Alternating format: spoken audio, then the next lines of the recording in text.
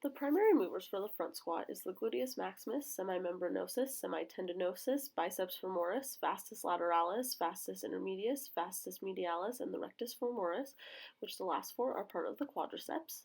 There are two different grips for the front squat, the parallel arm position and the crossed arm position. The one being demonstrated is the crossed arm position. So you're going to flex your elbows and cross your arms in front of the chest.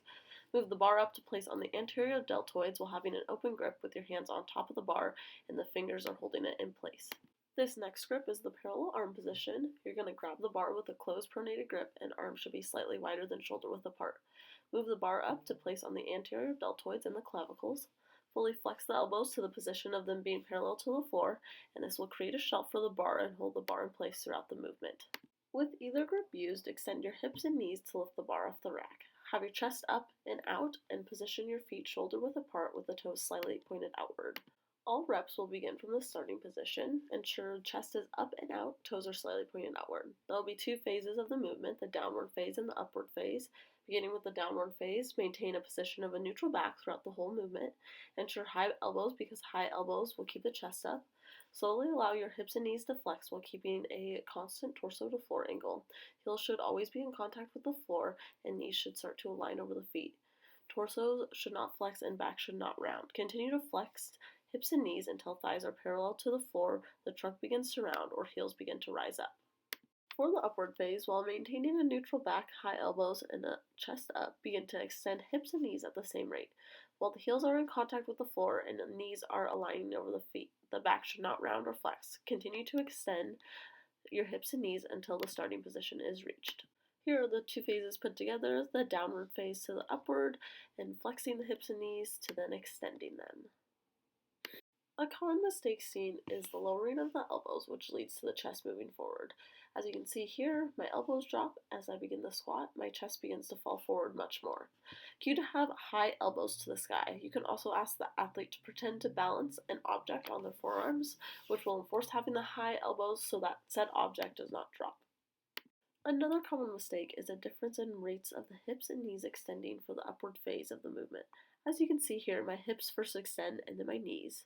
You can make it an analogy that your body is a slinky, so it has to move together as a unit. As you're flexing, the slinky is compressing, and as you are extending, you're extending together. It cannot be a choppy movement as it has to be together as the slinky. Next common mistake is the knees caving in. Instruct that on the outside of your knees there are plates that you have to push against them to create some tension. You can also do this physically with an elastic band, and this will reinforce to push your knees out so they do not cave in. As for all spotting discussed in this video, ensure there is clear communication with you and the athlete, and make sure you know of the keywords for liftoff and the safety words. This instruction will be for spotting with two people. You are going to have your thumbs crossed and palms facing the barbell. At the athlete's cue, you will grab the bar and walk back with the athlete, and when you're ready, you will let it go. And you are going to be flexing and extending with the athlete as they squat up and down with your hands about 2 to 3 inches from the bar, and those thumbs crossed and palms facing the barbell.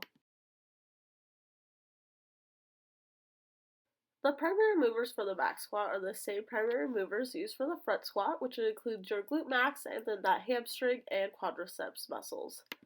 There are two different bar positions for the back squat. The one being demonstrated is the high bar position. You will place the bar above the posterior deltoids at the base of the neck, and your hand grip will be slightly wider than shoulder width apart. For the low bar position, the hand grip will be wider than the high bar, and the bar will be across the posterior deltoids at the middle of the trapezius. Regardless of bar position, the bar will be grabbed with a closed pronated grip. Make sure elbows are lifted up to create a shelf with the back and shoulder muscles. Chest should be up, feet shoulder width apart or wider with the feet slightly pointed outward. Similar to the front squat, the back squat has a downward phase and an upward phase. For the downward phase, ensure a neutral back, elbows high to maintain that shelf, and a chest up. Slowly flex hips and knees while ensuring a constant torso to floor angle. Heels will be in contact with the floor and the knees are aligning over the feet. Continue to flex hips and knees until thighs are parallel to the floor. For the upward phase, while keeping a neutral back, high elbows, and an upward chest, begin to extend hips and knees at the same rate, while keeping heels in contact with the floor and the knees aligned over the feet. Continue to extend until starting position is reached. This common mistake was also seen in the front squat, and this is when the knees begin to cave in. As stated for the front squat, act like you are pushing against two plates on the outside of your knees. The next common mistake is when heels rise during the lift. Instruct the athlete that their heels are glued to the ground and that they cannot be moved while pushing the weight back. As with the front squat, another mistake is that the hips and knees are extending at different rates. So remember to be that slinky, and as you're flexing, compress your body together, and as you're extending, extend all together, and make sure your body is moving together as one single unit. Spotting for back squat is the same as spotting for front squat. So with two people, you're going to have your palms facing the barbell with your thumbs crossed, and after you lift that bar off the racks, you're going to hold your hands 2 to 3 inches from the bar as the athlete ascends and descends from their squat. The primary movers for the deadlift are also the same primary movers used for the front squat and the back squat, and that includes your glute max, that hamstring complex, as well as your quadriceps complex. There are 3 separate grips for the deadlift: a pronated grip, a switch grip, and a snatch grip. Here's the pronated grip, and your hands are going to be right outside of your knees with a closed pronated grip. The switch grip, one hand is going to be pronated with a closed grip, and the other hand will be a supinated closed grip. And then the snatch grip, your grip is going to be much wider. Regardless of which grip you use, feet will be flat on the floor in a width between hip and shoulder width apart, and toes will slightly be pointed outward. To grab the bar, squat with your hips lower than your shoulders and specify which grip you will use. I'll be using a switch grip as the NSCA specifies. Grab the bar with elbows in full extension and have the bar about 1 inch from your shins. Back should be neutral, scapula depressed, chest up with your head in line with the vertebral column, heels in contact with the floor, and shoulders slightly in front of the bar. All reps will begin from the starting position with 2 phases of the lift, the upward phase and the downward phase. For the upward phase, you will lift the bar by extending your hips and knees at a constant rate to keep that torso to floor angle constant. Ensure that the hips do not rise before the shoulders. Maintain a neutral spine, keep elbows in full extension. Keep the bar as close to the body as possible as it is raised. As the bar is raised above the knees, shoulders should be over the bar, and extend the hips to keep the bar as close to the body as possible.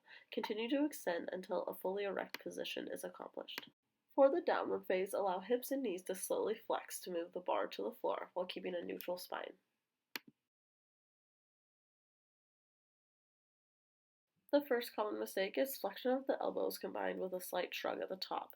Instruct the athlete to keep their arms long and finish tall, which should fix both the elbow flexion and the shrug.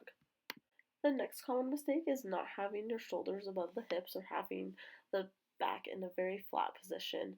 Instruct the athlete to be proud. Have that chest up, which will move the shoulders to be above the hips.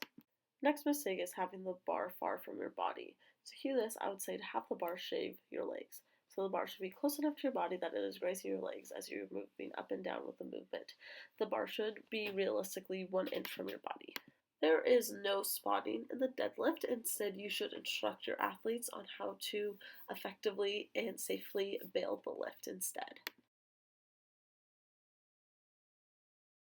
The primary movers for bench press are the pectoralis major, the anterior deltoids, as well as the triceps brachii. For the bench press, lay flat on your back with the 5 points of body contact, which are the right foot, the left foot, butt, shoulders, and your head. All of these 5 points should be in contact with the bench throughout the duration of the movement. The bar will be held with a closed pronated grip that is slightly wider than shoulder width apart. After taking it off the rack, the bar should be in line with your chest and elbows are in full extension. There is a downward phase and an upward phase of the bench press. For the downward phase, after unracking the bar, begin to lower the bar by flexing the elbows to touch the chest around the nipple level. While doing this downward phase, keep the wrists stiff and forearms perpendicular to the floor while keeping the 5 points of body contact. For the upward phase, push the bar up and slightly back until the elbows are in full extension. Keep the wrists stiff, forearms perpendicular to the floor, and 5 points of contact. The first common mistake is having loose, relaxed wrists. Instruct the athlete to point their knuckles to the ceiling and punch that bar through the ceiling. The next mistake is having a curved bar path. As seen in the video, this kind of resembles a backwards C. The bar is not going straight up and down, so remind them to have the bar coming up and straight back down to the nipple level, such as there is a string pulling the bar up and down. The last mistake is losing one of the 5 points of body contact. Here in the video, both my feet come off the ground. Before starting the lift, instruct the athlete to have all 5 points of body contact. Screw those feet into the floor, butt on the bench, put your scapulas into your back pockets to ensure those shoulders are on the bench, and the head should be in contact with the bench. Spotting for bench press with one person, you are going to be standing overhead of them, so make sure you're not distracting the athlete and making them feel like they can't perform the lift, but rather just a safety net. So you're going to grab the bar with a switch grip that is closed, and then unrack it, and then have those hands around 2 to 3 inches to the bar going up and down with the bar as they complete their bench press.